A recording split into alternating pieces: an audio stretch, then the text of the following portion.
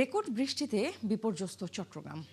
ভারী বর্ষণে নগরীর বেশ কিছু এলাকায় দেখা দিয়েছে জলাবদ্ধতা। এতে ভোগান্তিতে পড়েছেন নগরীর বাসিন্দারা।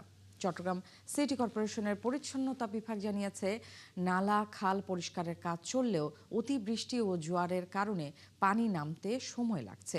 পরিস্থিতি নিয়ন্ত্রণে চসিকের বিশেষ টিম মাঠে কাজ করছে।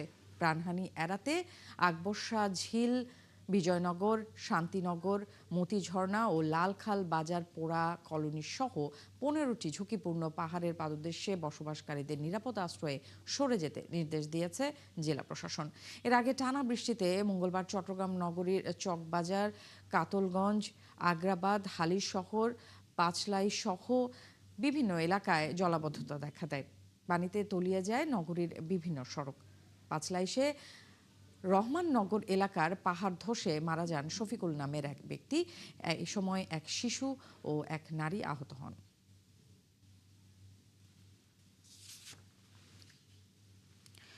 দর্শক, ভারী বর্ষণের কারণে যেমনটা জানাচ্ছিলাম, চট্টগ্রামের বিভিন্ন এলাকায় জলাবদ্ধতা সৃষ্টি হয়েছে, দেখা দিয়েছে পাহাড় ধসের আশঙ্কা। সেখানকার আরো খবর নিয়ে আমাদের সাথে এই মুহূর্তে যুক্ত হচ্ছেন রাজীব বড়ুয়া। রাজীব, চট্টগ্রামে একেবারে পরিচিত দৃশ্য, একটু বৃষ্টিতেই জলাবদ্ধতা সৃষ্টি হয়, সেখানে অতিবৃষ্টি হয়েছে। এখন কোন কোন এলাকায় জলাবদ্ধতা আপনি দেখছেন, আর পাহাড়ি এলাকার বাসিন্দাদের আশ্রয় কেন্দ্রে নেওয়া হয়েছে কিনা সেটাও একটু জানাবেন।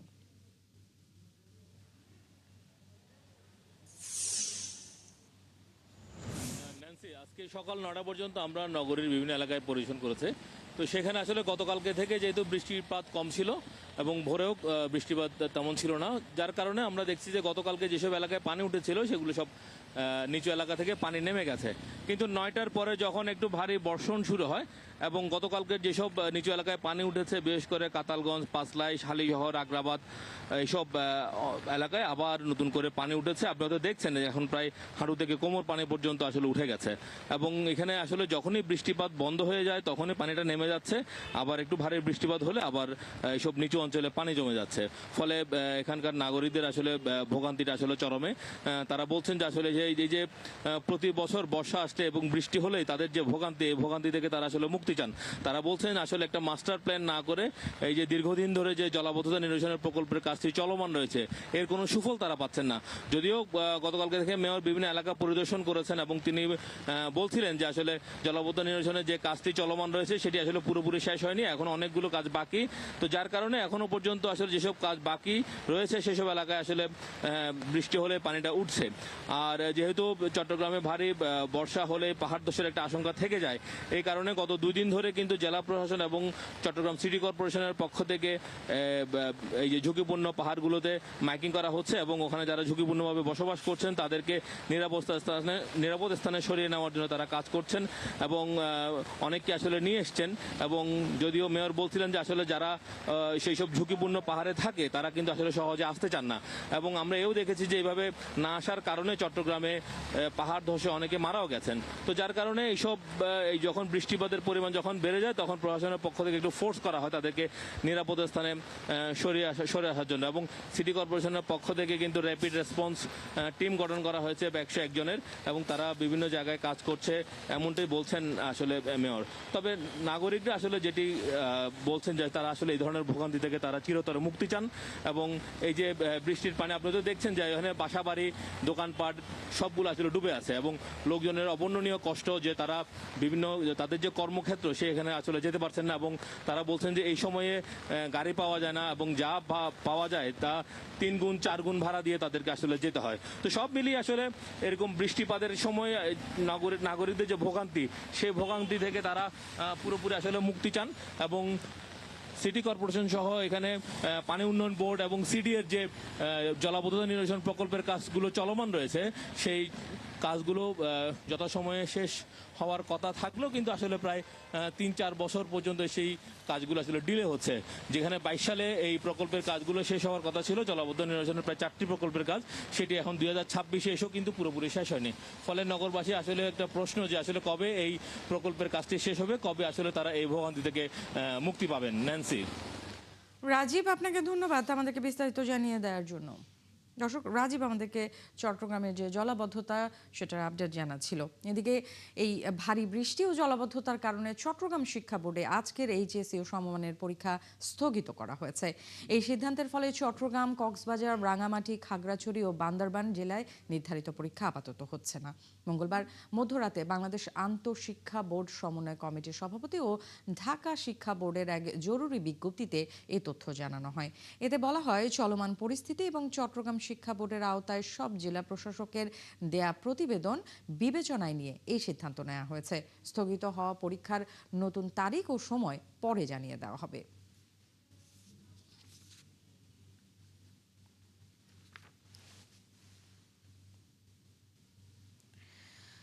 রেললাইন থেকে পানি না নামায় মঙ্গলবারের কক্সবাজারগামী পর্যটক এক্সপ্রেসের যাত্রা শেষ পর্যন্ত বাতিল করা হয়েছিল, তবে টাকা ফেরত পাবেন যাত্রীরা। মঙ্গলবার রাত 1:45টার দিকে রেলওয়ের পূর্বাঞ্চলের পাহাড়তলী নিয়ন্ত্রণ কক্ষ থেকে এ সিদ্ধান্ত জানানো হয়। এর আগে মঙ্গলবার সকালে 6:15টায় ঢাকার কমলাপুর রেল স্টেশন থেকে যাত্রা শুরু করে পর্যটক এক্সপ্রেস। বেলা 12:30টার দিকে ট্রেনটি চট্টগ্রামের 16 শহর স্টেশন অতিক্রম করে। এরপর সুন্নিয়া মাদ্রাসা এলাকায় গিয়ে থেমে যায়। পরে রেল লাইন পানিতে তলিয়ে যাওয়ায় ট্রেনটি আবার 16 শহর ফিরিয়ে আনা হয়। টানা ভারী বর্ষণে জননিরাপত্তা বিবেচনায় পর্যটন কেন্দ্র সাজেক ভ্যালি সাময়িকভাবে বন্ধ ঘোষণা করা হয়েছে জেলা প্রশাসনের পক্ষ থেকে। এ বিষয়ে আরও তথ্য জানাতে আমাদের সাথে এই মুহূর্তে যুক্ত হচ্ছেন সহকর্মী ওমর ফারুক সুমন। সুমন, একটু জানতে চাই, ঠিক কতদিন পর্যন্ত সেখানকার পর্যটন কেন্দ্র বন্ধ থাকবে? এই নির্দেশনা ঠিকমতো মানা হচ্ছে কিনা? এছাড়া যেসব পর্যটক আসলে আটকা পড়েছেন তাদের বিষয়ে কি ব্যবস্থা নেওয়া হচ্ছে? গত 2 দিন ধরে বাঘাইছড়িতে টানা ভারী বর্ষণ হচ্ছে। তো টানা ভারী বর্ষণের ফলে আপনার বিভিন্ন যে নিম্ন অঞ্চলগুলো সেগুলো আপনার প্লাবিত হতে শুরু করছে। ইতিমধ্যে বাঘাইছড়ি উপজেলার যে অভ্যন্তরীণ সড়ক বিভিন্ন ইউনিয়নের সাথে বাঘাইছড়ি উপজেলার সদরের সড়ক যোগাযোগ বন্ধ হয়ে গিয়েছে। এছাড়া বাঘাইছড়ি উপজেলার সাথে আপনার জেলা সদরের যে একমাত্র যে সংযোগ সড়কটি আপনার মারিচা দিঘিনালা সড়ক, সেখানেও আপনার প্রায় 3 কিলোমিটার এলাকায় আপনার ভাঙন দেখা দিয়েছে, ভয়াবহ ভাঙনের কবলে পড়েছে। তো দ্রুত মেরামত করা না হলে আপনার এই সড়কটি বন্ধ হয়ে যাবে, সারা দেশের সাথে বাঘাইছড়ি সড়ক যোগাযোগ বন্ধ হয়ে যাবে। আর আপনি যেটা বলছিলেন যে সাজেকের যে পর্যটকের যে বিষয়টি, গতকালকে আপনার জেলা প্রশাসক কর্তৃক যে নিষেধাজ্ঞা দেওয়া হয়েছে, পর্যটক সংশ্লিষ্ট সবাই এই বিষয়টি অবগত হয়েছেন। তো সকালে আমরা তাদের সাথে কথা বলেছি, তারা আমাদেরকে যেটি জানিয়েছেন, আপনার সাজেকে প্রায় 6 শতাধিক পর্যটক আটকা পড়েছে। বাগাইহাট মাচালং যে সড়ক, সাজেক সড়ক, সেখানে আপনার বাগাইহাট বাজারের অংশ এবং মাচালং যে বাজারের যে ব্রিজ যে অংশ রয়েছে সেখানে আপনার সড়কটি তলিয়ে গিয়েছে। এছাড়াও আপনার বাঘাইছড়ি উপজেলায় আপনার 46টি আশ্রয় কেন্দ্র খোলা হয়েছে। উপজেলা নির্বাহী কর্মকর্তা আমান্না মার্জান, ওনার সাথে আমার কথা হয়েছে, প্রকল্প বাস্তবায়ন কর্মকর্তা সাথেও আমার কথা হয়েছে। তারা আমাকে জানিয়েছেন ইতিমধ্যে আপনার বাগেরহাট, সাজেক এবং বাঘাইছড়ি উপজেলায় বিভিন্ন আশ্রয় কেন্দ্রে লোকজন আশ্রয় গ্রহণ করতে শুরু করেছে। এছাড়াও আপনার আজকের যে এইচএসসি যে পরীক্ষা, এছাড়াও আপনার সমমানের যে পরীক্ষা, সেগুলো স্থগিত করেছে চট্টগ্রাম শিক্ষা বোর্ড। আর বাগেরহাট উপজেলায় এখন যে বিষয়টি আপনার সংকট দেখা দিয়েছে, সেটা হলো আপনার অভ্যন্তরীণ সড়ক যোগাযোগ বিচ্ছিন্ন হয়ে যাওয়ায়, নিম্ন অঞ্চল প্লাবিত হওয়ায় আপনার যে আশ্রয় কেন্দ্রে আসার যে লোকজন, তারা মানে ব্যাক পেতে হচ্ছে বিভিন্ন ভাবে। তো তাদের জন্য যদি আপনার ভোট এবং তো এই বিষয়ে আমি উপজেলা নির্বাহী কর্মকর্তার সাথে আমার কথা হয়েছে, তিনি আমাকে জানিয়েছেন এখন পর্যন্ত সরকারের পক্ষ থেকে, জেলা প্রশাসনের পক্ষ থেকে সকল ধরনের প্রস্তুতি তারা গ্রহণ করেছেন। তো ইতিমধ্যে আপনার উপজেলা প্রশাসন, বাঘাইছড়ি থানা, বাঘাইছড়ি পৌরসভা, তারপরে কিচেন সোসাইটি যৌথ একটি টিম আপনার মনিটরিং। সুমন, আপনাকে ধন্যবাদ। দর্শক, সুমন আমাদেরকে জানাচ্ছিলেন, আমরা যেমনটা জানাছিলাম, পর্যটন কেন্দ্র সাজেক ভ্যালি সাময়িকভাবে বন্ধ ঘোষণা করা হয়েছে, সে বিষয়ে আপডেট তিনি আমাদের জানাচ্ছিলেন। এদিকে পটুয়াখালীর রাঙ্গাবালিতে বঙ্গোপসাগরে মাছ ধরার ট্রলার ডুবে নিখোঁজ 6 জেলেকে এখনো পাওয়া যায়নি। তাদের উদ্ধারে সাগরে অভিযান চালাচ্ছে কোস্টগার্ড। এই ঘটনায় উদ্ধার হওয়া জেলেরা জানান, শনিবার রাতে ট্রলার নিয়ে তারা 11 জন সাগরে মাছ ধরতে যান। রবিবার রাত 9টার দিকে বড় ঢেউয়ের আঘাতে ট্রলারটি ডুবে যায়। এরপর প্রায় 6 ঘন্টা সাগরে ভেসে থাকেন তারা। পরে ওই দিন রাত 3টায় আরেকটি ট্রলার গিয়ে তাদের উদ্ধার করে, তবে 6 জনের খোঁজ পাওয়া যায়নি। নিখোঁজ জেলেরা হলেন জৈমাদুল খাঁ, হারুন, ফোরকান, সায়েদ, আলামিন ও আক্কাস। এদিকে গলাচিপা ও রাঙ্গাবালী উপজেলা মৎস্য কর্মকর্তা জানান, নিখোঁজদের প্রত্যেক পরিবারকে 7,500 টাকা এবং খাদ্য সামগ্রী দেয়া হচ্ছে।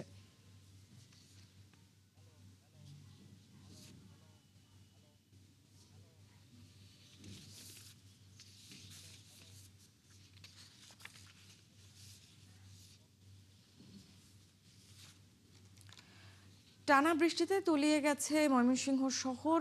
নগরের বেশিরভাগ এলাকা 1 থেকে 1.5 ফুট পানিতে তলিয়ে গেছে। নগরীর জলাবদ্ধতা নিয়ে বিস্তারিত জানাচ্ছেন আমাদের সহকর্মী বাবুল হোসেন। বাবুল, একটু জানতে চাই, আপনি তো গোটা নগরীর পরিস্থিতি দেখেছেন, কোন এলাকায় পরিস্থিতি কি দেখলেন একটু জানাবেন। কোন কোন এলাকা জলাবদ্ধতা সৃষ্টি হয়েছে এবং নগরীর এখন কি অবস্থা, নাগরিকরা কি বলছেন?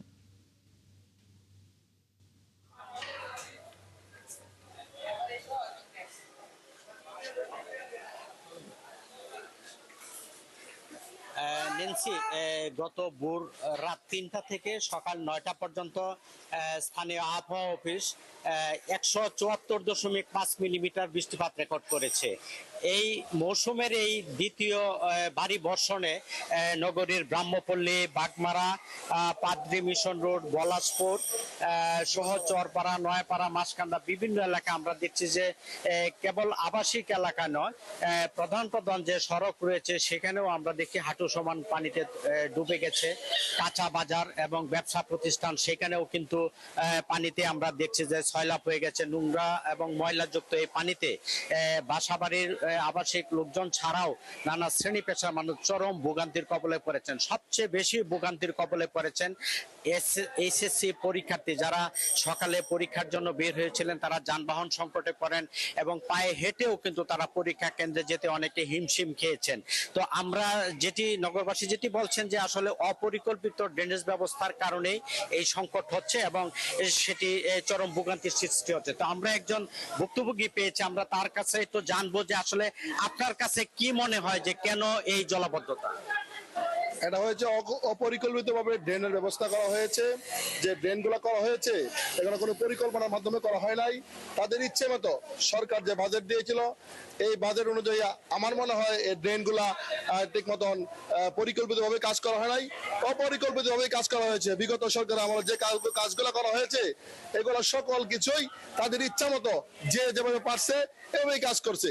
কিন্তু এখন আমরা যারা নগরবাসী রয়েছি প্রত্যেকটা বাড়ি ঘরে আমরা দেখতে পাচ্ছি পানি নিস্তারাতে ভরপুর হয়ে গেছে। রাত থেকেই একই অবস্থা। বর্তমানে এইচএসসি পরীক্ষা চলছে, তাদের ছাত্রদের অনেক কষ্ট হচ্ছে। আমরা পায়ে হেঁটে এই জায়গা থেকে এই জায়গা পর্যন্ত যাইতে পারতেছি না, কোনো রিক্সা পাচ্ছি না। রিক্সা চলাচলও করবে কেমনে?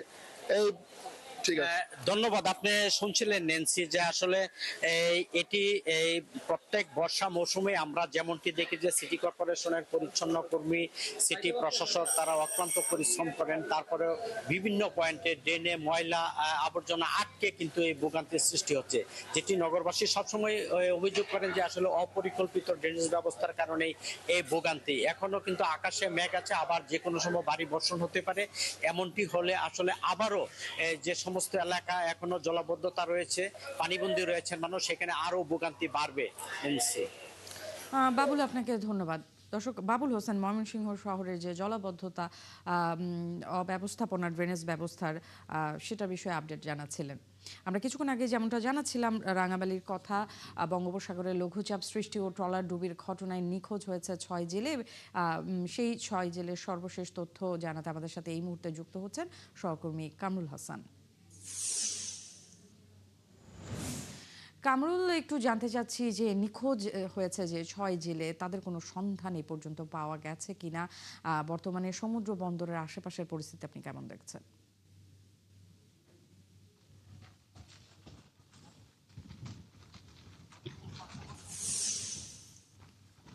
জি, শুরুতেই নিখোঁজ জেলেদের খবর জানাতে চাই। গত রোববার রাতে আসলে 11 জন জেলে নিয়ে গভীর বঙ্গোপসাগরে ট্রলারটি ডুবে যায়। এ সময় 5 জন জেলেকে জীবিত উদ্ধার করা গেলেও 6 জন জেলে নিখোঁজ হয়। তাদের সন্ধান এখন পর্যন্ত মেলেনি।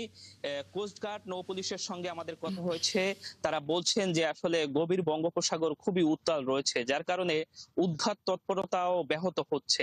এই পরিস্থিতি স্বাভাবিক হলে জোরদার করা হবে উদ্ধার তৎপরতা এবং পরিবারের মধ্যে এখন উৎকণ্ঠা কাজ করছে। যতই সময় গড়াচ্ছে ততই তাদের মধ্যে উদ্বেগ, উৎকণ্ঠা বাড়ছে। আসলে তাদের নিখোঁজ জেলেদের ভাগ্যে কি ঘটেছে এমন এমনটি নিয়ে তারা চরম হতাশার মধ্যে রয়েছেন।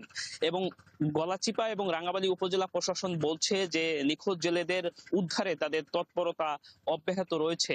এবং সেই সঙ্গে আপনাকে জানাতে চাই, রোববার রাতে আসলে ঠিক 10টার দিকে এই জেলে ট্রলারটি ডুবির ঘটনা ঘটে। এটি মূলত রাঙ্গামালীর মৌডুবি এবং পায়রা সমুদ্র বন্দর থেকে 60 কিলোমিটার দক্ষিণে গভীর বঙ্গোপসাগরে এই ট্রলারটি ডুবে যায়, যেখানটার অবস্থা এখনো উত্তাল রয়েছে। এবং আপনি জানেন যে পায়রা সমুদ্র বন্দরে 3 নম্বর স্থানীয় সতর্ক সংকেত দেখিয়ে যেতে বলা হয়েছে এবং বায়ুচাপের তারতম্যের আধিক্য বিরাজ করছে। এবং সেই সঙ্গে উত্তর পশ্চিম এবং মধ্য প্রদেশ সহ তৎসংলগ্ন এলাকায় কিন্তু এই সুস্পষ্ট লঘুচাপটি অবস্থান করছে, যার কারণে কিন্তু গভীর সাগর এই মুহূর্তে উত্তাল রয়েছে। এবং উত্তাল থাকার কারণেই কিন্তু এই যে উদ্ধার যে তৎপরতা রয়েছে সেটি ব্যাহত হচ্ছে, এমনটি কিন্তু কোস্ট গার্ডের পক্ষ থেকে বলা হয়েছে, নৌপুলিশ এমনটি বলছে। এবং নিখোঁজ যে জেলে পরিবারগুলো রয়েছে তাদের দাবি যে আসলে উদ্ধার তৎপরতা জোরদার করা হোক এবং তাদের স্বজনদের সন্ধানে প্রশাসন কাজ করুক, এমনটি কিন্তু তারা দাবি করছেন।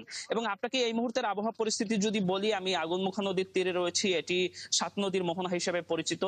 তো এখানকার অবস্থায় এখন পর্যন্ত ছোট ছোট ঢেউ আছড়ে পড়ছে তীরে এবং গভীর যে সাগর রয়েছে সে সাগর উত্তাল থাকার কারণে জেলেরা কিন্তু উপকূল তীরবর্তী ঘাটগুলোতে এসে আশ্রয় নিয়েছে। বিশেষ করে আলিপুর, মহিপুর মৎস্যবন্দর সহ রাঙ্গামালীর উপকূলীয় যে ঘাটগুলো রয়েছে তারা কিন্তু নিরাপদে এসে আশ্রয় নিয়েছে। এবং বিশেষ করে এই যে 6 জন জেলে নিখোঁজ, এই ঘটনায় তাদের মধ্যে উদ্বেগ কাজ করছে, যার কারণে জেলেরা এই বৈরী আবহাওয়ার মধ্যে সাগরে বিচরণ থেকে বিরত রয়েছে। এই ছিল রাঙ্গামালী থেকে আবহাওয়া পরিস্থিতি নিয়ে আমার কাছে সবশেষ। কামরুল, আপনাকে ধন্যবাদ। রক্তের প্রতিবাদ, পরিবর্তনের প্রত্যাশা আর ন্যায় বিচারের আকাঙ্ক্ষায় জুলাই গণঅভ্যুত্থানে ঝাঁপিয়ে পড়েছিলেন প্রবাসীরা। রেমিটেন্স শাটডাউনের মাধ্যমে শুরু হওয়া প্রবাসীর এই আন্দোলন পরবর্তীতে বিভিন্ন দেশে হাজার মানুষের বিক্ষোভের রূপ নেয়। যুক্তরাজ্য, যুক্তরাষ্ট্র, মধ্যপ্রাচ্য, ইউরোপ ও মালয়েশিয়ায় বড় পরিসরে ছাত্রদের সমর্থনে আন্দোলন হয়, যা একই সাথে আন্দোলনের সাহস জুগিয়ে বিশ্বব্যাপী কড়া বার্তা দিয়েছে। রিপোর্ট সুফিয়ান ফারাবীর।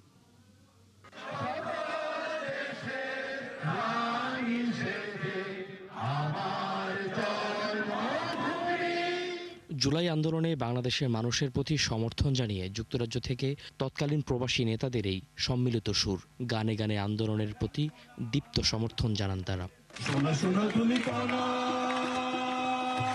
যুক্তরাজ্যের পার্লামেন্টের সামনে বাংলাদেশে সংঘটিত হত্যাকাণ্ড, ছাত্রদের প্রতি পুলিশের গুলি ও অনির্বাচিত সরকারের পদত্যাগের দাবিতে বড় গণজমায়েত হয়।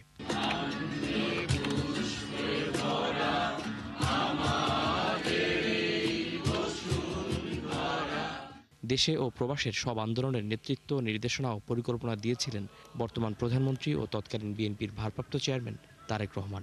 লন্ডনের ট্রাফালগার স্কোয়ার থেকে আপনার ব্রিটিশ পার্লামেন্ট পর্যন্ত আমরা 5,000-এরও অধিক সাধারণ মানুষকে আমরা সম্পৃক্ত করে বিশাল একটি র্যালি করেছিলাম। ব্রিটিশ পার্লামেন্টে কয়েকজন এমপিও এখানে এসেছিলেন। আমাদের নেতা উনি যেভাবে দিক নির্দেশনা দিয়েছেন এবং বাংলাদেশের এই যে আন্দোলনে সম্পৃক্ত থাকার জন্য ওনার যত রকমের সাপোর্ট এবং ওনার যেই আত্মবিশ্বাস, সেটা আমাদেরকে আসলে মুগ্ধ করেছে। বাংলাদেশ ও যুক্তরাজ্যের পর বড় সমাবেশ করেন যুক্তরাষ্ট্রের প্রবাসী নেতারা। হোয়াইট হাউসের সামনে একাধিক কর্মসূচি ও সঙ্গীত অনুষ্ঠান আয়োজন করেন তারা। হোয়াইট হাউস, স্টেট ডিপার্টমেন্ট সহ বিভিন্ন স্থানে শান্তিপূর্ণ আন্দোলনের মাধ্যমে গণতন্ত্র মানবাধিকার পক্ষে সোচ্চার ছিলাম। আজ জুলাইয়ের শহীদদের গভীর শ্রদ্ধার সঙ্গে স্মরণ করছি। আমরা যুক্তরাষ্ট্রের মাটিতে সেই প্রতিনিয়ত সেই যুদ্ধ করেছি, সংগ্রাম করেছি, আন্দোলন করেছি পেসিস্টদেরকে বিতাড়ন করার জন্য। আজ যারা এই দিনে শহীদ হয়েছেন, আমি সকল শহীদের আত্মার মাগফিরাত কামনা করছি। বাংলা ব্লকের ইউএসএ নামে টাইম স্কোয়ারে যে বিক্ষোভ করেছি, প্রায় 10 সহস্রাধিক প্রবাসী বাংলাদেশিরা সেখানে পরিবার নিয়ে যোগদান করেছিলেন। শেখ হাসিনার শেষ দিনগুলোতে জাতিসংঘের সামনে, হোয়াইট হাউসের সামনে। যেসব দেশে আইনের বেড়া জালে সরাসরি মাঠে নামার সুযোগ নেই, সেসব দেশের প্রবাসীরাও সরব ছিলেন ছাত্র আন্দোলনে মানুষ হত্যা ও দমনের বিরুদ্ধে। 18 জুলাই থেকে বর্তমান প্রধানমন্ত্রীর নির্দেশে রেমিটেন্স পাঠানো বন্ধ করেন তারা। 18 জুলাই সম্ভবত ডেটটা আমাদের মাননীয় প্রধানমন্ত্রী জনাব তারেক রহমান আমাদের সমস্ত বিদেশি নেতাদেরকে অনলাইনে ডেকে উনি নির্দেশনা দিয়েছিল একটা নির্দিষ্ট সময় পর্যন্ত রেমিটেন্সকে শাটডাউন করে দেওয়া, এবং আমরা সবাই শাটডাউন করে দিয়েছিলাম। এবং আপনি জানেন যে তারপরে এই আন্দোলনটা কেমন বেগবান হয়েছিলেন। রেমিটেন্স বন্ধের ঘোষণা তৎকালীন স্বৈরশাসককে ভয়াবহ দুশ্চিন্তায় ফেলে। জোর করে আন্দোলন দমনের মনোভাবেও প্রভাব পড়ে। ফলে দেশের বাইরে থেকেও জুলাই গণ অভ্যুত্থানে বড় ভূমিকা রাখার সুযোগ পান প্রবাসীরা। সুফিয়ান ফারাবি, ৭১, ঢাকা। নানা অনিয়ম, অব্যবস্থাপনা আর দুর্নীতির অভিযোগের মুখে Kurigram primary teachers training institute PTI. অবকাঠামোগত সংকটের পাশাপাশি সরকারি অর্থ লোপাটের অভিযোগ উঠেছে প্রতিষ্ঠান প্রধানের বিরুদ্ধে। রাজু মুস্তাফিজের তথ্য ও ছবিতে প্রতিবেদন। একটু বৃষ্টি হলেই পানিতে ডুবে যায় কুড়িগ্রাম পিটিআই এর আশেপাশের এলাকা। শুষ্ক মৌসুমে জঙ্গল ও ময়লার কারণে বাড়ে মশা ও পোকামাকড়ের উপদ্রব। এতে চরম ভোগান্তিতে পড়ে প্রশিক্ষণার্থী, শিক্ষক ও অভিভাবকরা। ভুক্তভোগীদের অভিযোগ, নজরদারির অভাবে মাদক সেবন ও জুয়ার আসরও বসে বহিরাগতদের। অথচ সংস্কারের কথা থাকলেও তা বাস্তবায়নের উদ্যোগ নেওয়া হয়নি এখনো। বাচ্চাদের মনে করেন পানি যে খাবে, পরিষ্কার একটা পানি খাওয়ার ব্যবস্থা নাই। তারপরে হচ্ছে যে এক স্কুলের মনে করেন যে একটা যে মানে মানে উন্মুক্ত গেট, একদম উন্মুক্ত। সমস্যাগুলি দেখার জন্য যত দপ্তর আছে প্রত্যেকটি দপ্তর কিন্তু দায়সারাভাবে কাজ করে যাচ্ছে। অনুসন্ধানে উঠে এসেছে আরও অনিয়মের তথ্য। সংস্কারযোগ্য সরকারি বাসভবনে না থেকে গেস্ট রুমে অবস্থান করলেও মাসে মাসে বাড়ি ভাড়া তুলে নেন সুপার জয়নুল আবেদিন। এছাড়া ভুয়া বিল ভাউচার, অতিরিক্ত ভাতা, ভ্রমণ বিল, প্রশিক্ষণ ব্যয়, সরঞ্জাম ও অন্যান্য খাতে 2024-25 ও 2025-26 অর্থ বছরে প্রায় 11 লাখ টাকা সরকারি অর্থ আত্মসাতের অভিযোগ পেয়েছে অডিট টিম। প্রশিক্ষণার্থীদের অভিযোগ, প্রশিক্ষণ শেষে নির্ধারিত ভাতা সময়মতো দেয়া হয় না, এমনকি জানানো হয় না খাবার বাবদ বরাদ্দের তথ্য। হোস্টেলের ফ্যান নষ্ট, খাট ভাঙা, পরিবেশ অপরিচ্ছন্ন সহ দুর্ভোগে শেষ নেই। চরাজিপুর উপজেলা থেকে আসছি, আমাদের টিএডিএ বিল হচ্ছে 1700 টাকা, সম্ভবত 320 টাকা হবে। সকালের নাস্তা এবং বর্তমান দুপুরের খাবার এবং বিকেলে আবার টিভির কাছে। ফাইল, খাতা, কলম, তারপর ব্যাগ দিছে আমাদেরকে একটা, আর দিবে সম্মানই দিবে, মানে স্যারদের কাছে একটু সমস্যা আছে তো কয়েকদিনের মধ্যেই দিবে। তবে এসব অভিযোগ অস্বীকার করেছেন কুড়িগ্রাম পিটিআই সুপার। যথাযথ নিয়মে বিধি মোতাবেক সেগুলো অবজেকশন করার জন্য, দূরীকরণের জন্য আমি ডকুমেন্ট দেখিয়েছি এবং যথাযথ প্রমাণ সহকারে জবাব দিয়েছি। মানসম্মত নাস্তা, দুপুরে ভালো তাদের চাহিদা অনুযায়ী নাস্তা, খাবারের লাঞ্চের ব্যবস্থা করা হয়েছে, বিকেলে টি ব্রেকের ব্যবস্থা করা হয়েছে এবং তাদের জন্য বরাদ্দকৃত উৎসে ভ্যাট এবং আইটি বাদ দিয়ে যেটা পাওয়া যায় সেটা তাদের জন্য ব্যয় করা হয়েছে। যদি কোনো টাকা বাঁচে সেটা তাদেরকে ফেরত দেওয়ার জন্য আমি আজ কথা বলেছি। তিনি দাবি করেন, অডিটের অসঙ্গতির যথাযথ জবাব দেয়া হয়েছে। প্রশিক্ষণার্থীদের ভাতা মোবাইল ব্যাংকিং এর মাধ্যমে পরিশোধ করা হবে। শাকিলা শম্পা, ৭১। দর্শক, চলছে সংবাদ সংযোগ। সরাসরি সংবাদ অনুষ্ঠান দেখতে চোখ রাখুন ৭১ ফেসবুক পেজে এবং সাবস্ক্রাইব করুন ৭১ ইউটিউব চ্যানেলে। থাকুন ৭১-এর সাথেই।